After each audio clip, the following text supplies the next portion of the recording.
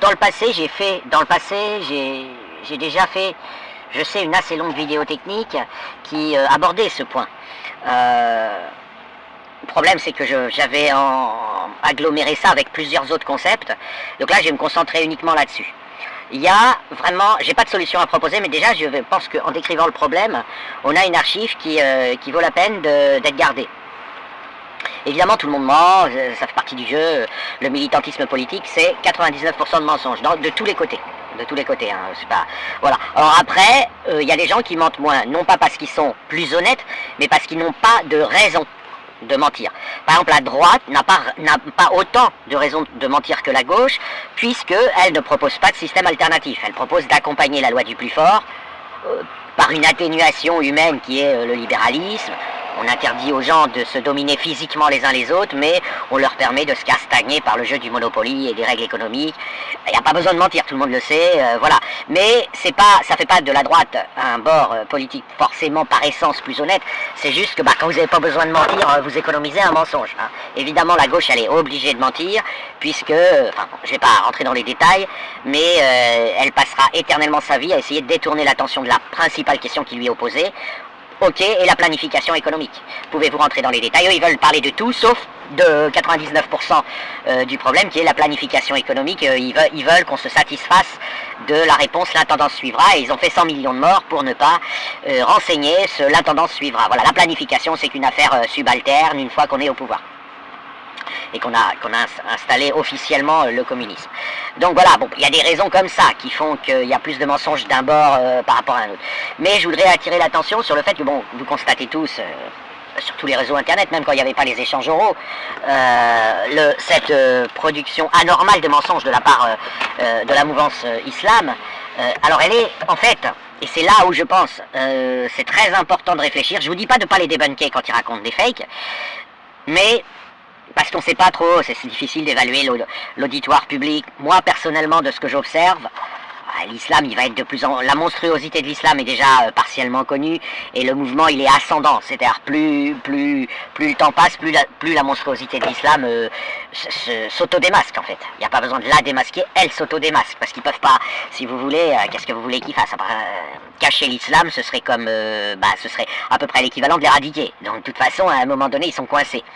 Parce que s'ils disent, ok, on va mentir aux mécréants, on va mentir au monde libre, et on va leur expliquer que l'islam c'est ci et non pas ça, c'est comme s'ils disaient, finalement on est d'accord avec le monde libre pour annuler l'islam, pour éradiquer l'islam.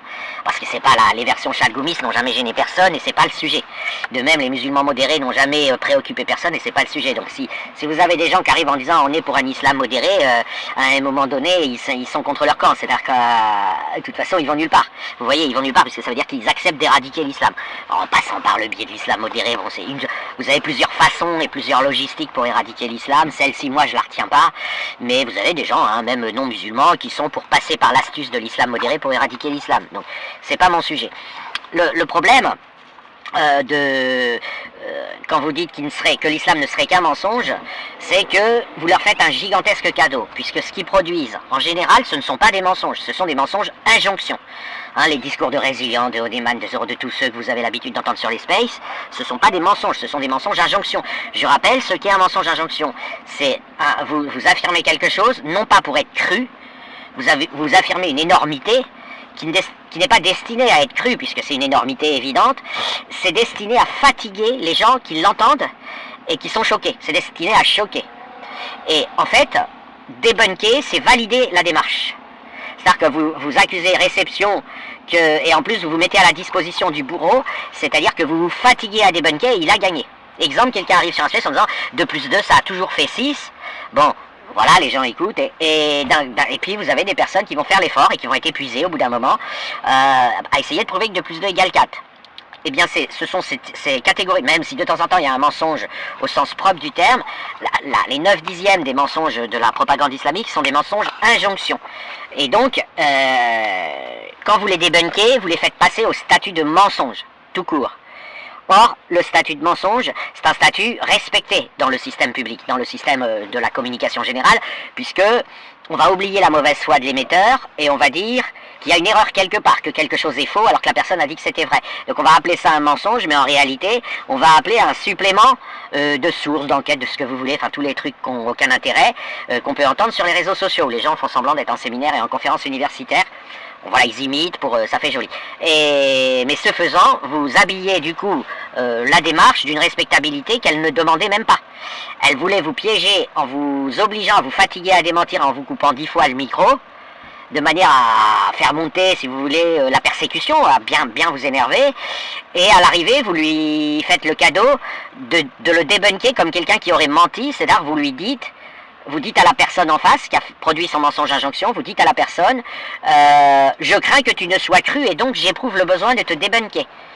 Alors que les mensonges de la sphère de la mouvance islamique, qui sont à 90% des mensonges injonction, ils n'ont pas ce statut d'être crus. Ils ne sont pas crus ni par les adversaires de l'islam évidemment, mais ils ne sont pas non plus crus par les musulmans eux-mêmes. Quand un musulman vous dit ouais, les attentats du 11 septembre c'est des attentats sous faux drapeau, les juifs sont des démons, etc. Ils ne sont pas en train d'y croire. Ils sont en train de construire une structure de mensonge injonction destinée à faire exister une musique. Ok, là, en l'occurrence, Mein Kampf, corrigé légèrement par la doctrine islamique. Bon, et ils sont ensuite, ça leur permet d'être rejoints par les sphères, par Renoir, Soral, et puis sur les spaces, Edilos, Néluge et compagnie, enfin tous les antisémites que vous connaissez, pour chanter ensemble. C'est une mécanique de rencontre. Ça n'a rien, il n'y a pas besoin de débunker, parce qu'en débunkant, vous laissez entendre qu'on pourrait y croire. Or, à supposer, bon, il peut exister des fous qui y croient, mais ils sont extrêmement minoritaires et ils sont dérangés, c'est pathologique ceux qui y croient.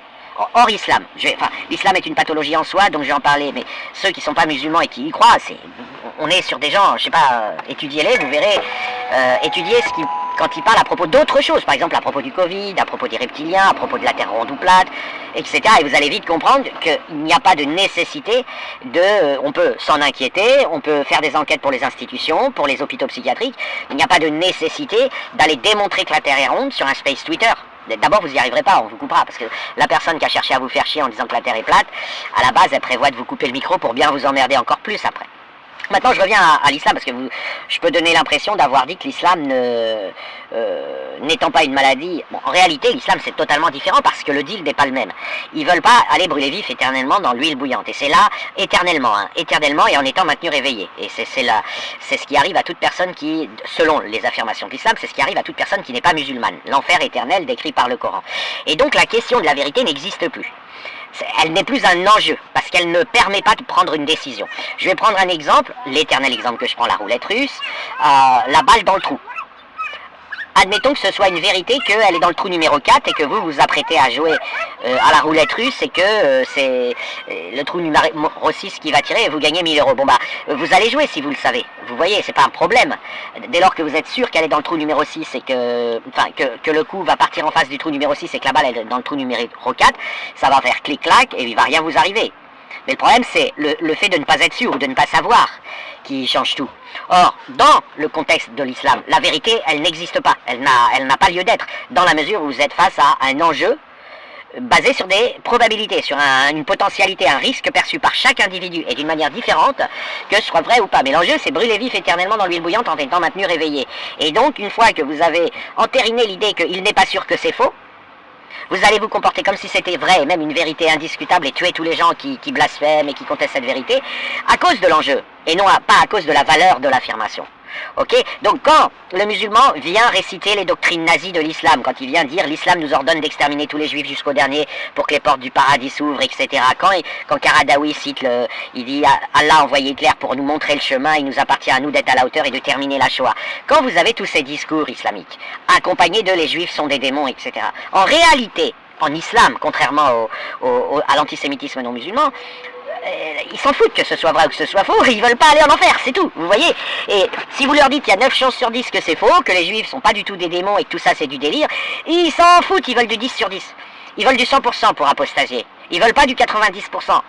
Et donc, tant que vous leur donnez du 90, du 99, du 99,9%, le pari de Pascal neurologique va fonctionner, ils vont être des monstres pour ne pas aller en enfer. La vérité, ils s'en tapent. Et donc on est sur des mensonges injonctions, mais avec un fondement différent. Eux, ils se, comment dire, comme quand on maintient les muscles chauds, ils se maintiennent islamiques, c'est tout. Leur objectif, c'est ça. Nous, les non-musulmans, on compte pas. Quand ils font des mensonges injonctions, c'est pour maintenir, voilà, pour maintenir le muscle chaud, pour qu'il n'y ait pas de crampes, pour rester musulman, on doit maintenir cette pression. Et donc, ils vont vous raconter que Hitler avait raison, comme ils le font toute la journée dans leur space, que Einstein est un Satan super puissant, enfin tout ce que vous entendez toute la journée. Mais leur objectif, il n'est pas celui d'un non-musulman. D'accord? Et débunker leurs mensonges, c'est réellement une perte de temps. Et je ne crois pas que qui que ce soit croit, je ne crois pas que quelqu'un qui n'est pas musulman va croire un musulman. Et je vais essayer d'expliquer pourquoi et je vais en terminer là. La structure mentale du musulman, elle est handicapée. Ça fait quand même 5 ans que j'analyse ça sous toutes les coutures. Il y a des trous, il y a des neurones disparus, il n'y a pas les récepteurs du féminin, il n'y a pas la logique, parce que si vous avez la logique, enfin il n'y a pas toute la logique, parce que si vous avez certaines connexions logiques, vous abandonnez l'islam, ce n'est pas compatible avec l'islam, il y a des connexions logiques qui ne le sont pas. Et donc, quand il s'exprime une fois à 5 minutes ou une demi-heure, c'est pas forcément immédiat. Mais à la longue, les non-musulmans ne perçoivent qu'il n'y a pas à donner l'heure ou à accorder d'intérêt à ce que va raconter un musulman, parce que son cerveau va percevoir ce handicap. Imaginez un sourd de naissance, pendant 5 minutes il vous parle de Pink Floyd en disant que c'était un grand groupe dans les années 70. Bon ok, pas de souci, vous prenez en compte. Et puis la fois suivante, vous le rencontrez une demi-heure, il vous dit à quel point il adore Beethoven. Bon, jusque-là, vous avez toujours pas. Et puis au bout d'un moment, vous parlez un certain temps avec lui, vous rendez compte qu'il est sourd de naissance. Et que ça fait quand même 3 heures qu'il vous fait du blablabla sur la musique. La musique, c'est avec les oreilles. Il n'a jamais entendu de musique, il n'a aucune idée de ce que c'est que la musique. Et il vous fait du blablabla. Bah, au bout d'un moment, vous allez l'écouter d'une oreille. Voilà, paisible, mais vous n'allez pas accorder, je sais pas, si à un moment donné vous avez un débat avec des gens, vous voulez organiser un concert, vous n'allez pas l'inviter à la réunion. Vous voyez, si, peut-être pour ses grandes connaissances culturelles, mais c'est quelqu'un qui n'a jamais entendu la musique. Bon, bah, le musulman, c'est pareil, c'est handicaps mentaux, et qui sont, en fait, j'ai tort de dire mentaux, parce qu'ils se manifestent comme des handicaps moteurs, hein, et j'ai fait une vidéo très très longue où j'ai tout détaillé biologiquement. À un moment donné, qu'est-ce que... De toute façon, le non-musulman ne sera pas, voilà, il va être gentil, poli ou pas. Hein, en ce moment, on n'a pas envie d'être très gentil parce qu'ils sont en train de transformer la planète en enfer.